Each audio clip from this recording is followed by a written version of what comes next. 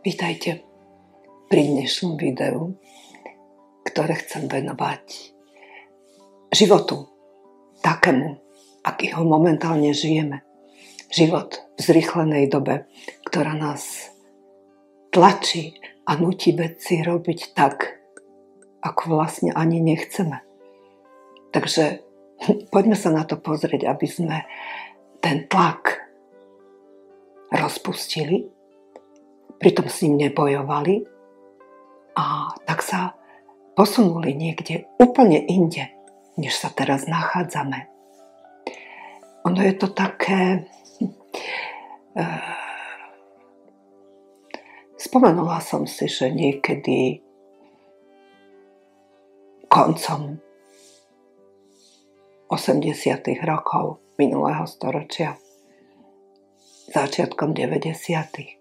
stále sa hovorilo o tom, že aby sa zdržiavala pracovná doba, aby nebola dlhšia než 8,5 hodiny. A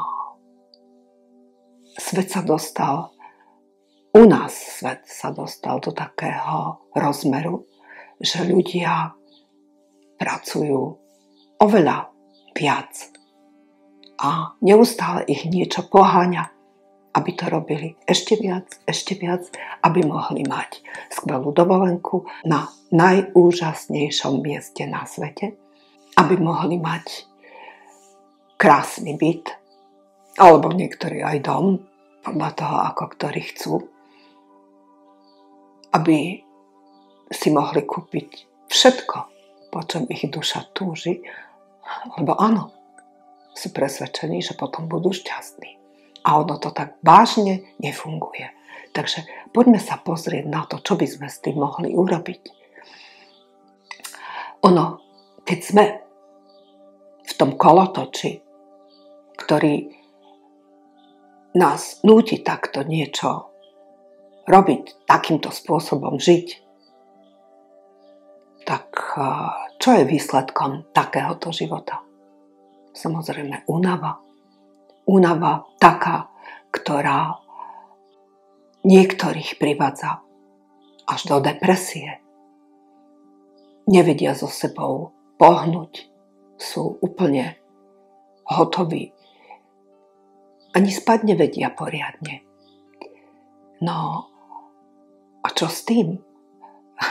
Oni majú paradoxne takú predstavu, že keď by som si teda mohol vybrať, tak len si sadnem, vyložím nohy a to je všetko, čo budem robiť. Nič viac, nič menej a budem šťastný. Ale je to naozaj tak? Byť takto v nečinnosti. Čo sa deje? Nič nerobíte, nič neprodukujete. Nezdá sa vám, že je to také samoučelné? A čo vám chcem povedať, samoučelné veci, ako v zmysle živých bytostí, nefungujú. Viete si predstaviť nejaké zvieratko, ktoré by len tak sedelo a nič nerobilo, ani sa nekrmilo, ani nič, proste akože. No a to viac to platí pre človeka. Takže čo s tým? Predstava, že budem v takej nehybnosti a že to mi dá to šťastie. Veľmi rýchlo zistíte, že to tak nie je, ale čo robiť? Nuž, naznačila som pred chvíľou, že nebojujme s tým. Pohľadajme vo svojom vnútri, čo nás najviac baví. Tú prácu, ktorú robíme, nie je dobrá, nebaví nás. No, je tam vždy, ako zvyčajne, veľa spôsobov, čo s tým urobiť. Ako sa oddialiť od týchto pocitov. Pretože ono to môže byť len dôsledok vášho preťaženia a tá práca je pre vás fajn.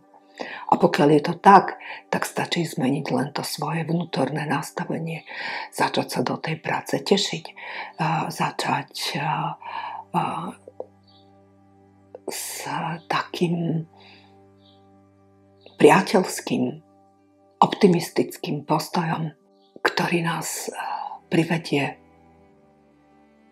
k úprimným vzťahom s ľuďmi, s ktorými tam som v tej práci. A je to veľmi dôležité. To je jeden pohľad na vec. Jedna z možností.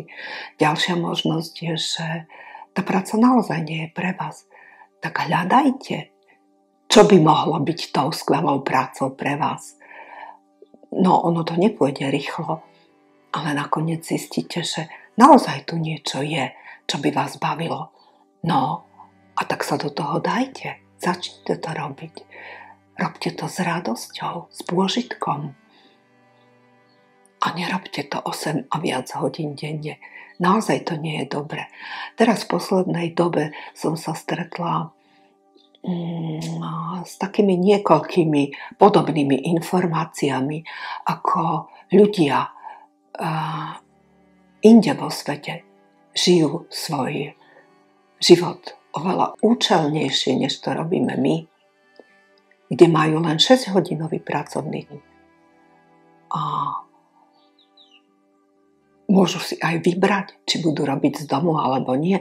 A pritom nebudú klamať, že povedia, že doma budem pracovať akože online a budem pracovať akože v úvodzovkách a robiť si to svoje. Nie. Oni, keď sa rozhodnú, že budú robiť online, tak oni naozaj online doma robia. Ale nie viac než tých 6 hodín. To určite nie. No a teda keď nájdeme tú skvelú prácu, ktorá nás baví, tak všetko v našom živote sa zmení.